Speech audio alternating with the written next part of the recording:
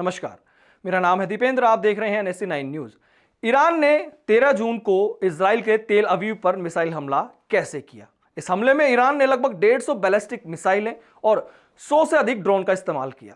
सवाल यह है कि ईरानी मिसाइलें कई देशों के आकाश को चीरते हुए आखिर तेल अवीव कैसे पहुंची? ये मिसाइलें इजराइल की वायु रक्षा प्रणालियों को पार करते हुए तेल अवीव और यरूशलेम जैसे शहरों में कैसे पहुंची, वहां कैसे गिरी? जमीनी हकीकत यह है कि जब ईरान की बैलिस्टिक मिसाइल इफ्सहान से इजराइल की ओर दागी जाती हैं तो उनके रास्ते में दुनिया की सबसे बड़ी मजबूत और आधुनिक सुरक्षा दीवारें खड़ी होती है। इन दीवारों को पार करना बहुत मुश्किल होता है। रक्षा विशेषज्ञों के अनुसार ईरान की मिसाइल का कई देशों के आकाशीय सुरक्षा कवच को भेद कर इजराइल तक पहुंचना किसी करिश्मे से कम नहीं है। डिफेंस एक्सपर्ट के मुताबिक ईरान की मिसाइल का सबसे पहले इराक में मौजूद अमेरिकी सेना से सामना होता है। उसके बाद यूएई में तैनात फ्रांस के राफेल फाइटर्स जो मौजूद हैं, जिन्हें सऊदी अरब अपनी एयरफेस इस्तेमाल करने देता है। इसके अलावा खाड़ी में पहरा दे रहे यूएस कार्जन विजन्स जैसे अमेरिकी विमान वाहक पोत और अत्याधुनिक मिसाइल डिस्ट्रॉयर्स से होता है। डिफेंस एक्सपर्ट्स के अनुसार यदि ईरान की मिसाइल इन सभी घेरों को पार करके आगे पहुंच भी जाती है तो आगे जॉर्डन की वायुसेना, जॉर्डन में मौजूद अमेरिकी सेना और साइप्रस से उड़ान भरने वाले ब्रिटिश रॉयल एयरफोर्स के टाइफून और F-35 लड़ाकू विमान इसे रोकने के लिए तैयार रहते हैं। यह सब पार करने के बाद भी इजराइल का air defence system arrow 3 2000 kilometre दूर से अंतरिक्ष में ही उसे मारने की कोशिश करता है। यदि वह नाकाम होता है तो एरो 2 मिसाइल वायुमंडल में घुसते वक्त 1500-500 किलोमीटर के बीच इसे गिराने की कोशिश करता है। यदि ईरान की मिसाइल इनसे भी बच निकलती है तो डेविन स्लिंग सिस्टम 300 किलोमीटर से 400 किलोमीटर तक उसका पीछा करता है। अगर यह मिसाइल यहां से भी बच जाती है तो आखिर में उसका सामना आयरन डोम से होता है, जो 70 किलोमीटर से 400 किलोमीटर तक की रेंज से मिसाइल मार गिराने की पूरी क्षमता रखता है। क्या दुनिया में किसी और देश के मिसाइल को अपने लक्ष्य तक पहुंचने में इतनी रुकावट और सुरक्षा घेरों का सामना करना पड़ता है? यहां गौर करने वाली बात यह है कि ईरान की यह बैलिस्टिक मिसाइल पूरे तरीके से अपनी बनाई हुई है, जबकि उन्हें रोकने के लिए अमेरिका, फ्रांस, ब्रिटेन, इजराइल के सबसे आधुनिक और महंगी टेक्नोलॉजी का इस्तेमाल होता है। इतनी जबरदस्त और जटिल सुरक्षा के बावजूद ईरान की मिसाइल कभी कभी बच निकलकर अपने टारगेट तक पहुंच रही है और यही ईरान के लिए इस युद्ध में सबसे बड़ी कामयाबी मानी जा रही है। ईरानी मिसाइल को कई देशों के आकाश से होकर गुजरना पड़ा और रास्ते में दुनिया की सबसे आधुनिक एयर डिफेंस तकनीकें मौजूद थी। यह एक बड़ा सामरिक और रणनीतिक सवाल है। आइए इसे डिफेंस एक्सपर्ट के व्यू से विस्तार से समझते हैं।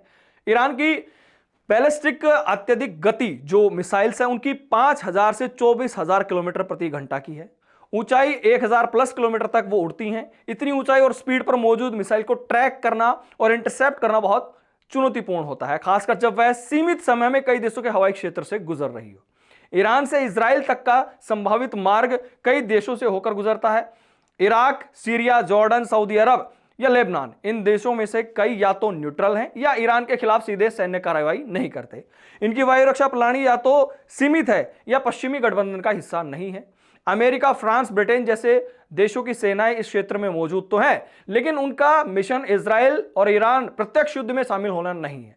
इसलिए देश केवल तभी यह हस्तक्षेप करते हैं जब इनके ठिकानों को खतरा हो। मिसाइल अगर उनके एयर स्पेस में नहीं आती तो उसे नहीं गिराते हैं। ईरान मिसाइलों को एक साथ कई दिशाओं में लॉन्च करता है, कुछ सीधे, कुछ ड्रोन के साथ, कुछ भ्रमित करने के लिए। इसलिए ईरान की एयर डिफेंस सिस्टम पर बोझ बढ़ता है और कुछ मिसाइलें सेंसर व रडार से बच निकलती हैं।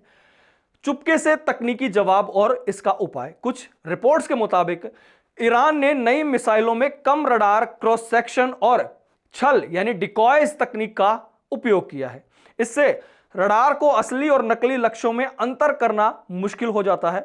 इजराइल की सीमित प्रतिक्रिया क्षमता, इजराइल की डिफेंस तकनीक जैसे एरो 3, डेविड स्लिंग्स और आयरन डोम बहुत शक्तिशाली है, लेकिन उनकी संख्या सीमित है। एक साथ अगर 100 प्लस मिसाइलें आती हैं तो कुछ का इंटरसेप्ट न होना संभावित है। साइबर और इलेक्ट्रॉनिक वारफेयर का शक।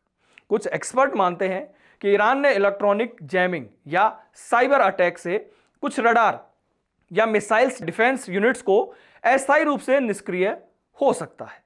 कम संसाधनों वाले देश का कमाल। बहरहाल ईरानी मिसाइल का तेल अवधि तक पहुंचना सिर्फ तकनीकी जीत नहीं बल्कि एक रणनीतिक संदेश भी है। यह दिखाता है भले ही दुनिया सामने सुपर पावर टेक्नोलॉजी की हो, लेकिन कम संसाधनों वाला देश भी रणनीति, गति और टाइमिंग के जरिए उसे चकमा दे सकता है।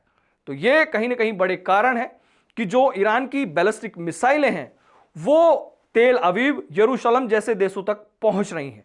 और कहीं ना कहीं इजराइल पर इस बार हमला बहुत ताबड़तोड़ हुआ, बहुत ज्यादा उन्हें नुकसान भी हुआ। और ईरान की जो मिसाइलें हैं वो जिस तरीके से वहां पर अटैक करती हैं, और जो अभी हाल ही में जो तस्वीर है कि जो इजराइल के जो लोग हैं वो बंकर्स में जा रहे हैं, वहां पर शरण ले रहे हैं। और यहां तक भी खबर आई कि कुछ जो अधिकारी हैं या उनके वहां के पीएम को लेकर भी खबर आई कि वो छोड़कर जा चुके हैं, लेकिन उन्होंने फिर कड़ा संदेश दिया, एक वीडियो बनाकर छोड़ा कि मैं अपने देश में ही हूं, देश के साथ हूं और हर तरीके से हमले को जवाब देने के लिए सक्षम हूं। बाकी अपडेट्स और न्यूज के लिए NSE9 न्यूज के साथ बने रहे।